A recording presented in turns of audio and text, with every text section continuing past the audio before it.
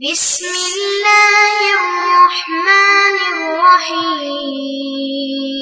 الحمد للہ نحمده ونصلی علی رسوله الکریم اما بعد رب اشرح لی صدری ویسر لی امری واحلل عقدۃ من لسانی یفقهوا قولی۔ ہم سیرت النبی اور تاریخ اسلام کے اسباق پڑھ رہے ہیں اور آج کا ہمارا سبق ہے غزوہ احزاب یا غزوہ خندق حصہ 5، یعنی اس سے پہلے کے 4 حصے ہم مکمل پڑھ چکے اور آج کا جو ہمارا درس ہے وہ 5واں حصہ ہے۔ اس سے پچھلا سبق جو تھا وہ غزوہ احزاب حصہ 4 تھا، یعنی غزوہ احزاب یا غزوہ خندق 4تھا حصہ۔ ہم اپنے اس سبق میں اپنی عادت اور معمول کے مطابق پچھلے حصے کی دہرائی کریں گے۔ پچھلے حصے کے اندر ہم نے پڑھا تھا کہ جب مسلمانوں کا محاصرہ کر لیا کفار نے اور وہ مدینہ کی سرحد پر آ کر بیٹھ گئے اور خندق عبور نہیں کر رہے تھے، تو چند کفاروں نے تکلف کر کے اپنے گھوڑوں کو مجبور کر کے خندق کو عبور کروایا، لیکن جیسے ہی وہ دوسری طرف آئے ان میں سے کچھ کو مسلمانوں نے قتل کر دیا اور کچھوں نے راہ فرار اختیار کی۔ اس کے بعد کفار نے ایک بڑا زوردار اور شدید قسم کا حملہ کیا، لیکن مسلمانوں نے بھی اس حملے کا دفاع اتنے ہی زبردست انداز سے کیا، اگرچہ مسلمانوں کا نقصان اس میں یہ ہوا کہ مسلمانوں کی کچھ نمازیں اس میں 3 سے 4 تک قضا ہو گئیں۔ اسی دوران یہودیوں کی شرارتوں کا منظر اور ان کی سازشوں کا منظر نظر آتا ہے کہ کچھ یہودی تو وہ تھے جو قبائل قریش کو اور قبائل عرب کو لے کر آئے تھے اور وہ اپنے ان گروہوں کے ساتھ مدینہ کی سرحد پر اور خندق پر پڑے ہوئے تھے، اور کچھ وہ تھے جو مدینہ کے اندر موجود تھے۔ اب دونوں طرف سے سازشیں شروع ہو گئی، باہر والوں نے بھی اور اندر یعنی بنو قریظہ والوں نے بھی بغاوت کرنا شروع کر دی۔ اس ساری صورتحال کو دیکھ کر مسلمانوں کی مشکلات در مشکلات ہوتی چلی گئیں، یعنی مسلمان بہت زیادہ مشکلات میں آ گئے۔ اب ہم آج کا سبق پڑھتے ہیں غزوہ احزاب یا غزوہ خندق حصہ 5واں حصہ۔ اب یہ بات ہے کہ اللہ رب العزت کی مسلمانوں پر اس غزوہ کے اندر جب آزمائش اپنی انتہا کو پہنچ چکی اور مسلمان مکمل طور پر جانچ لیے گئے، تو اللہ رب العزت نے اپنی خصوصی مدد اور نصرت کا فیصلہ فرمایا اور اس کا راستہ اور سبیل یہ بنائی کہ ایک شخص جو غطفان قبیلے سے تعلق رکھتا تھا وہ اسلام قبول کر لیا۔ اس نے اس شخصیت کا نام حضرت نعیم بن مسعود اشجعی ہے۔ غطفانیوں کا جو ذیلی شاخ ہے بنو اشجع، ان سے ان کا تعلق تھا۔ یہ بنو غطفان کے ایک بڑے سردار سمجھے جاتے تھے، ایک معزز سردار سمجھے جاتے تھے۔ یہ جناب رسالت مآب صلی اللہ علیہ وسلم کے پاس حاضر ہوئے اور انہوں نے بتایا کہ یا رسول اللہ میں اسلام قبول کر چکا ہوں اور میری قوم اس حوالے سے ابھی تک جانتی نہیں ہے کہ میں مسلمان ہو چکا ہوں، لہذا اگر آپ کا مجھ سے متعلق کوئی حکم ہے تو وہ دیجئے، میں آپ کی مدد کرنا چاہتا ہوں۔ حضور صلی اللہ علیہ وسلم نے فرمایا تم تنہا ایک آدمی ہو، ایک شخص ہو، کر کیا سکتے ہو؟ لیکن یہ بات بھی حقیقت ہے کہ جنگ سراسر دھوکے کا نام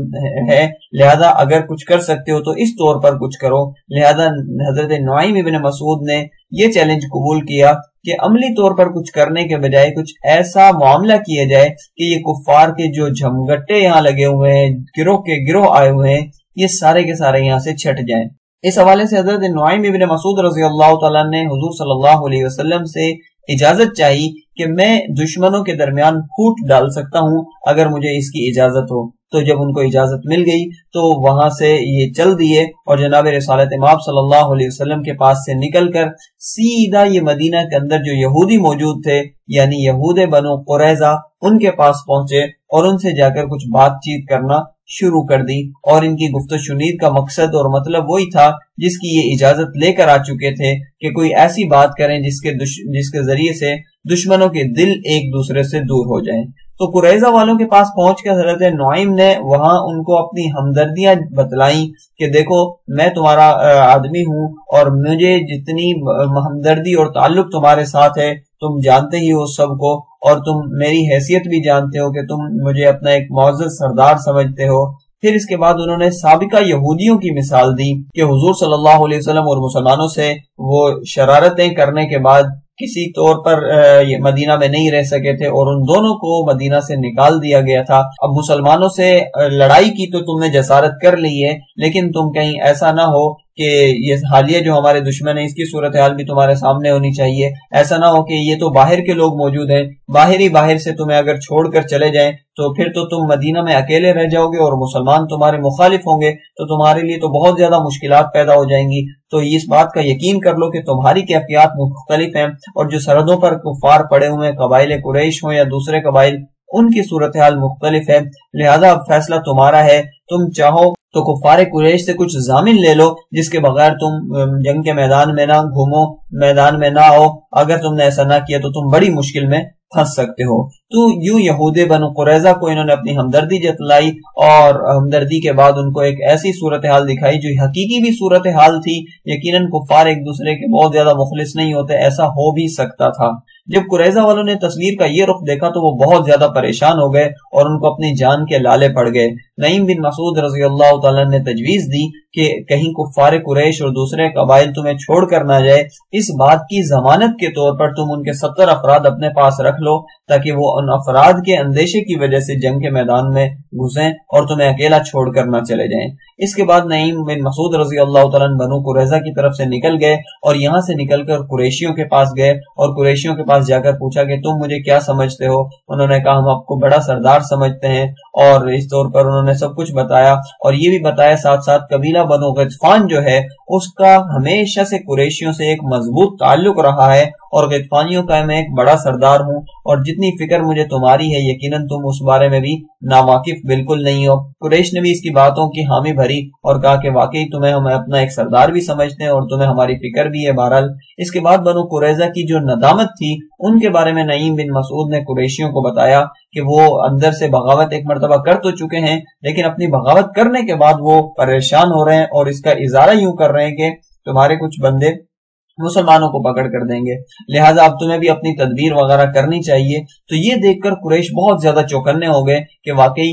کہیں بنو قریظہ والے ایسا ہی کوئی معاملہ نہ کر رہے ہو, کیونکہ انہوں نے اعلان بغاوت اتنا عرصہ پہلے کر دیا ہے لیکن عملی طور پر ابھی تک وہ کچھ کر نہیں سکے. لہذا جب قریش بھی ان کی طرف سے دل خراب ہو گیا تو اس کے بعد نعیم بن مسعود رضی اللہ تعالیٰ اپنے قبیلے یعنی بنو غطفان کے پاس گئے, اور چونکہ ایک عرصے سے قریباً مہینہ ہونے کو آیا تھا, یہ لوگ سرحدات پر پڑے ہوئے تھے اور پریشان بھی تھے اس دوران, تو جب وہی سابقہ انداز میں وہی ساری کی ساری صورتحال دکھائی اور وہی والے اندیشے اور نتائج سے ان کو ڈرایا تو ان کو بہت جلدی بات سمجھ میں آ گئی. یوں یہ سارے کے سارے لوگ پریشان ہو گئے اور آپس میں ایک دوسرے سے ہی اندیشے اور ہزارہا وساوس اور خوف کھانے لگے, اور یقیناً بات بھی یہی تھی کہ یہ کسی خاص ایجنڈے پر یا کسی خاص اس پر تو جمع نہیں ہوئے تھے. ہر شخص کے اپنے اپنے مفاد تھے, اپنے اپنے مقاصد تھے, اور جب ہر شخص نے وہ مقاصد ضائع ہوتے دیکھے, جیسے کہ ہم نے دروس کے شروع میں بتا دیا تھا کہ قریش اپنی تجارت بحال کرنا چاہتے تھے, قبائلی جو تھے وہ اپنے انتقام وغیرہ لینا چاہتے تھے, ادھر ادھر کے جو عرب بدو تھے وہ غنیمتوں کے سمیٹنے کے چکر میں آ گئے تھے.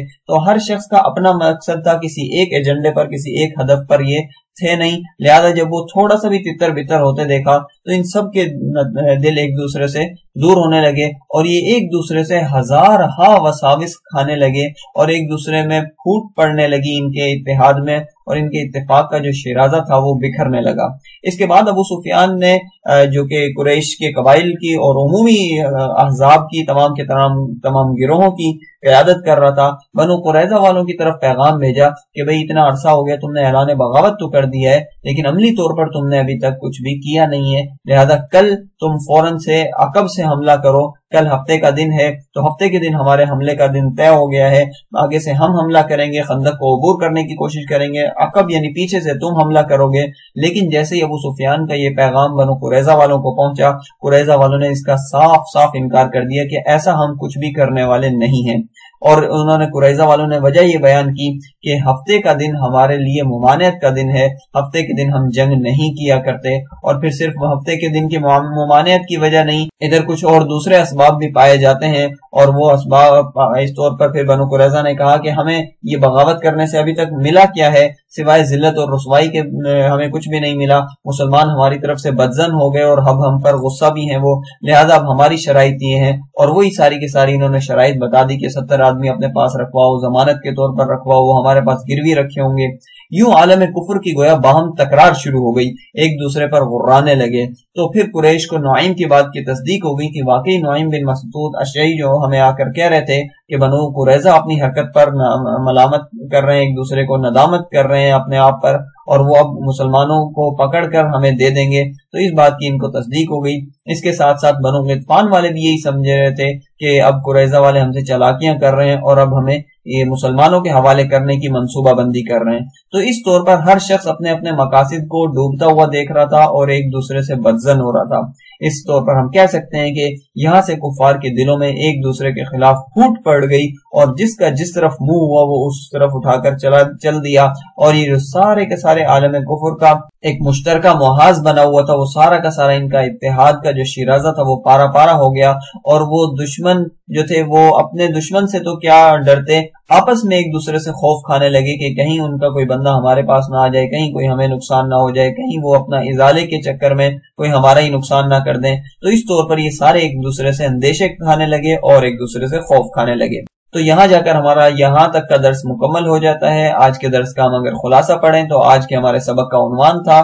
غزوہ احزاب یا غزوہ خندق، 5واں حصہ۔ اس میں ہم نے پڑھا کہ نعیم بن مسعود رضی اللہ تعالیٰ عنہ اسلام قبول فرما لیتے ہیں اور حضور صلی اللہ علیہ وسلم کی خدمت اقدس میں حاضر ہو کر دشمنوں میں پھوٹ ڈالنے کی اجازت چاہتے ہیں۔ جب ان کو اجازت مل جاتی ہے تو یہ بالترتیب پہلے یہود بنو قریظہ کے پاس، پھر قریشیوں کے پاس، پھر غطفانیوں کے پاس جا کر ان کو آپس میں ایک دوسرے کے بارے میں متنفر کر دیتے ہیں، نفرت دلا دیتے ہیں۔ یوں سارے کے سارے کفار ایک دوسرے سے ڈر جاتے ہیں اور خوف زدہ ہو جاتے ہیں، اور اسی خوف کے ساتھ ہی یہ سارے کے سارے کفار مغلوب ہونا اور جنگ ہارنا شروع کر دیتے ہیں۔ تو یہاں جا کر الحمدللہ ہمارا درس اور درس کا خلاصہ مکمل ہو جاتا ہے۔ جزاکم اللہ خیرہ۔ اگلے کسی درس تک کے لیے اجازت دیجیے۔ السلام علیکم ورحمۃ اللہ وبرکاتہ۔